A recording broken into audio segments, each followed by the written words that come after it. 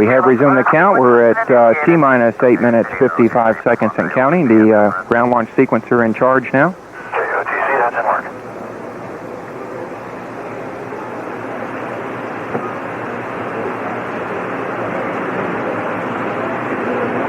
OTC, homes are arm pressed. I copy that. And CWS, can you verify step 738? 738 verified. Everything looks good. Not copy. Thank you.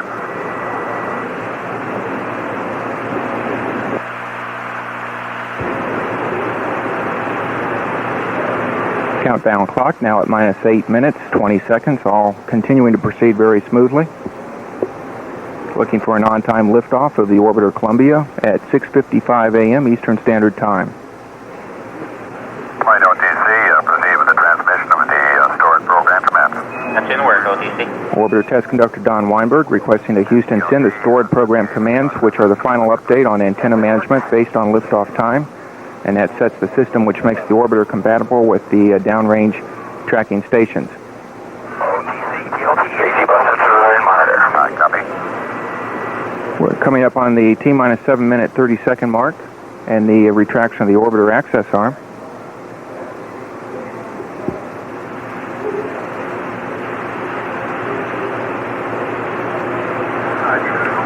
T-minus 7 minutes, 30 seconds. And we have a go for a retraction of the crew access arm. That's the access arm at the 195-foot level. It's being moved out of the way at this time. The arm could be put back in place within about 15 to 20 seconds if an emergency arises and the crew must evacuate the pad.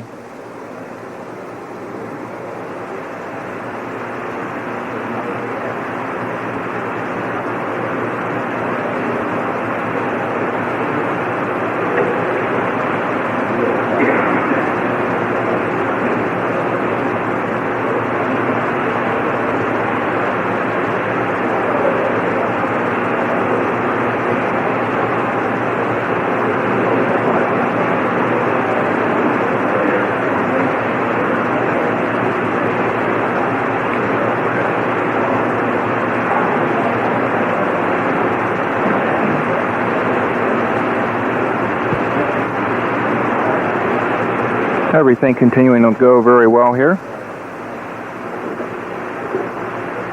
And, Countdown clocks at T-minus 6 minutes, 17 seconds and counting. And PLT, perform the APU pre-start. That's it, we're done. Orbiter Test Conductor Don Weinberg has given Pilot Bolden a go to perform the auxiliary power unit pre-start. He'll be configuring switches in the cockpit to put the APUs in the ready to start configuration. Those APUs will be activated at T-minus 5 minutes.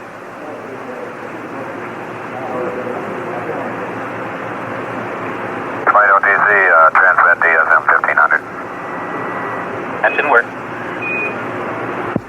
OTC PLT, APU pre-start's complete. As expected, one has a tug back, the other two are operable. Copy that. Thank you, sir. Minus 5 minutes, 30 seconds and counting.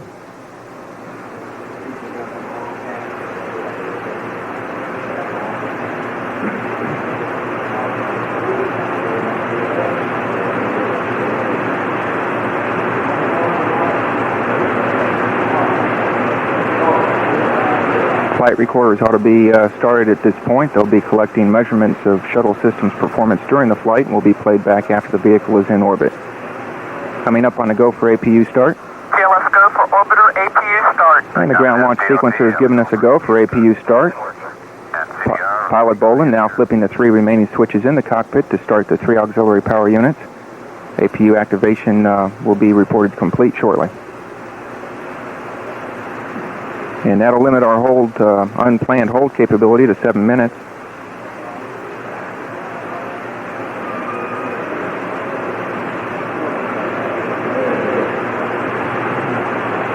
Minus 4 minutes, 27 seconds and counting.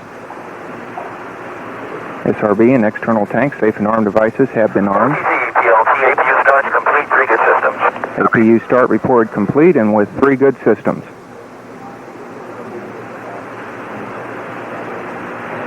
Coming up on the T-minus 4 minute mark.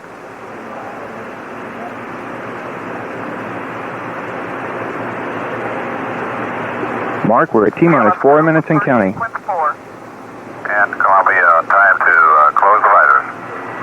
Columbia's crews being instructed to close their visors at this time.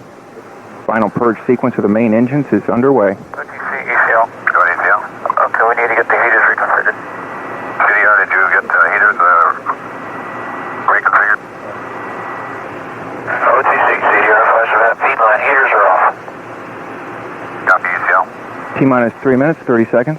Copy, thank you. The vehicle is now on internal power, running off its onboard fuel cells fed by ground reactants for the T0 umbilical.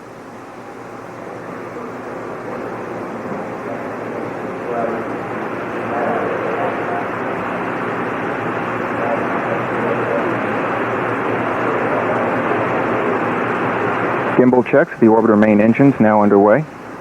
All 3 engines in a pre-program movement to verify they will be ready for flight. T-minus 2 minutes, 55 seconds. LO2 pressurization. External tank liquid oxygen pressurization has started, and purging of the shuttle main engines has been terminated. Clear calling for warning memory. Verify no unexpected errors. That's in work, sir.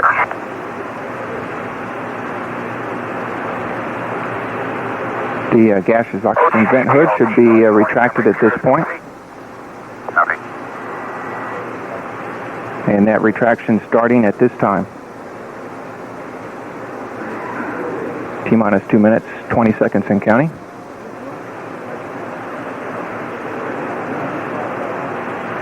Orbiter test conductor Don Weinberg having just asked pilot Bolin to clear the caution warning memory system.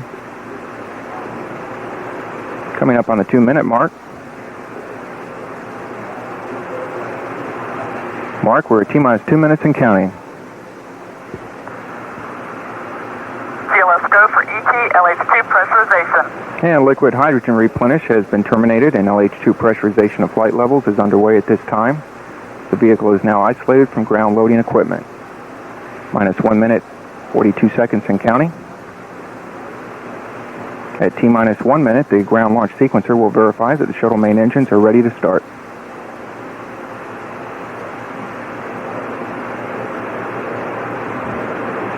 Just 1 minute, 26 seconds away now from the launch of Mission 61C. Should come right on time at 6:55.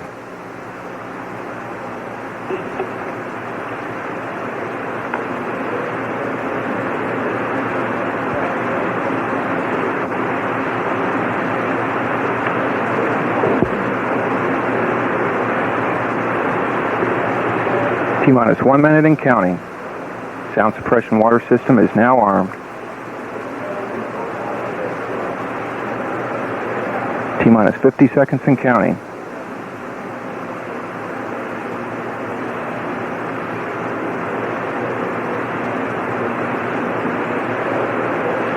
Coming up on T-minus 31 seconds and go for auto sequence start.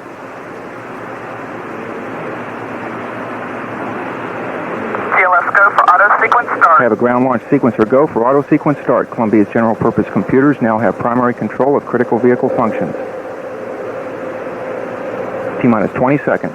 Everything is go. The orbiter's onboard computers have armed the SRB ignition hold down post and T0 umbilical. T-minus 12 seconds. T-minus 10. Go for engine start. T-minus 6, 5, 4, 3, 2, 1. We have ignition, and we have liftoff. Liftoff of Columbia in Mission 61C, and the shuttle has cleared the tower. It's in controlling now. Columbia's ready and roll. Roger, roll, Columbia.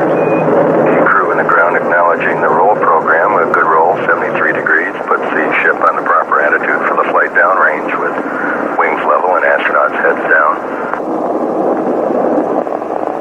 Standing by now to throttle down. All 3 main engines running smoothly at 104% of rated thrust. Houston, Columbia, Charlie, isolated a bad A regulator on the right upper right engine. Roger, we copy. Step down now to 85%.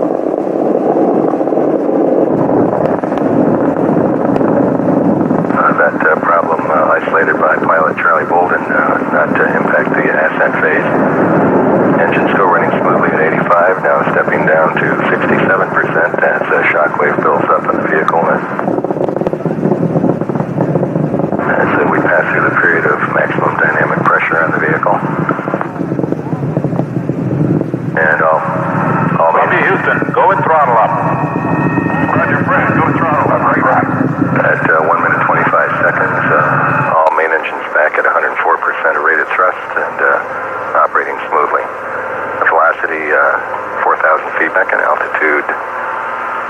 miles, distance downrange 12 miles. APU performance, very smooth. All auxiliary power units providing 102, 106% of hydraulic pressure. Fuel running smoothly. Main engines continue to look great.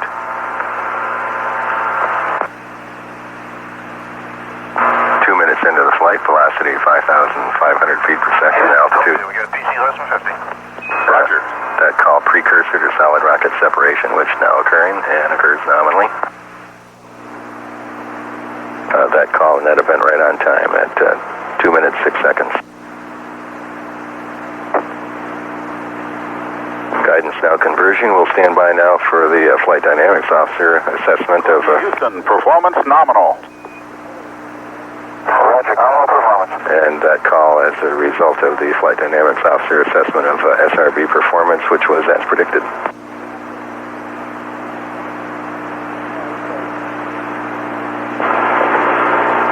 At 2 minutes, 45 seconds into the flight, velocity 6,500 feet per second.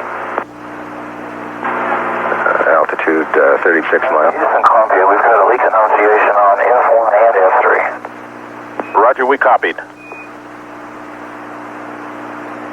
Distance downrange 70 miles, altitude 40 miles, velocity 7,000 feet per second. 3 minutes, 11 seconds into the mission.